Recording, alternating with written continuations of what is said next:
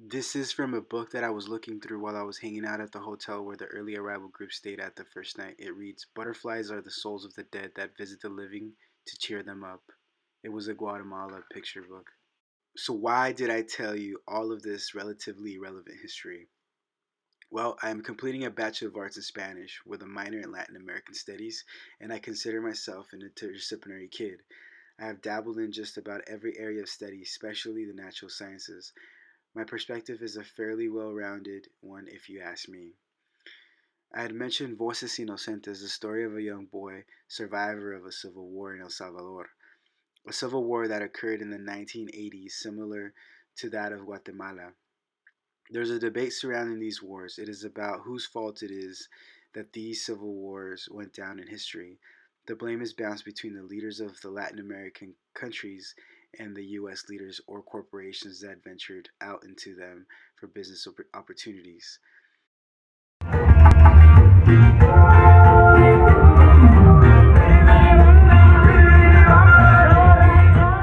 was not there in the 80s when it happened. I was born in 88, almost in Mexico, but by the wits of my pregnant mother, whom had legal status in the US, I was born in Oceanside, California, not in Tijuana, Baja California.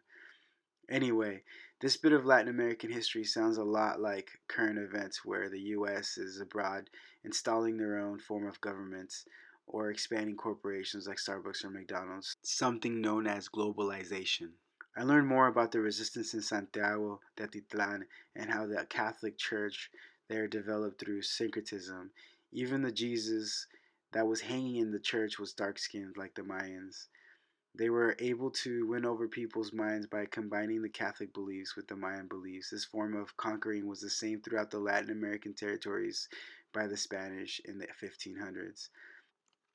This style of imperialism is different to what we know about the pilgrims that took over the North American continent because they placed Native Americans on reservations slash concentration camps or killed them. Don't get me wrong though, a lot of natives died in Latin American struggles and they continue to do so. I wanted to draw some connections for you, connections that I had to make through translation from Spanish to English from both the conversations I experienced with the Betaneros as well as the historical texts that I was able to find. This allows me to provide you a better understanding as to why Washington is in its current state. It is why Neria is a key component that maintains the town alive. Civilizations have been destroyed in different ways. External settlers colonized the Mayans, leading to their cultural decimation. The civilization of Washington remains alive partly because of Neria's grassroots organizing and the town's strong attraction toward their cultural identity as a Chiclero town. They also see a place in time where things will be better for them without negatively impacting our world. They want to achieve this through sustainable education where they are able to see differences between westernized ways of life and their form of living. A form of living that doesn't need to be the same because modernity is harmful to our environment. It seems that US travelers would love to modernize the town because it would be a great business opportunity. Fortunately, they are in a protected reservation and only a full scale war would change that. They want to have tourists come through their communities, and particular those with an open mind or those that value nature would be the most ideal.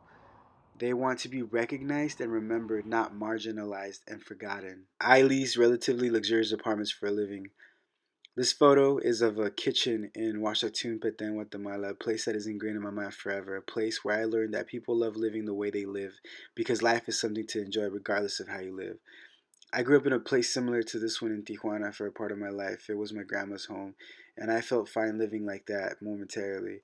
However, they all too recognize that there is a world beyond their own where things such as an academic education is abundant but does not reach them because they are like the forgotten ones, unless deforestation is about to go underway, like the one that is about to take place for the rebuilding of the pedestrian Brooklyn Bridge in New York, which apparently happens every 20 years or so, according to Nedia, our host and strong community leader of Washington. I like to call Nettie the Lorax. She is the keeper of the trees and recognizes that the trees are life. She often reminded us that they are what we build our homes with and what gives us oxygen. And her hometown is a large provider of oxygen for the world. El gigante verde Petén, tan grande que debe de ser su propio país. but then the green giant so big that it should be its own country. They do their best to practice sustainable tactics, but the prices U.S. companies can afford to pay are not the ones that Peteneros net, while the middleman taxes the earnings, and they see another day with little modern resources in a place that has so many natural resources. They are not poor, they are oppressed.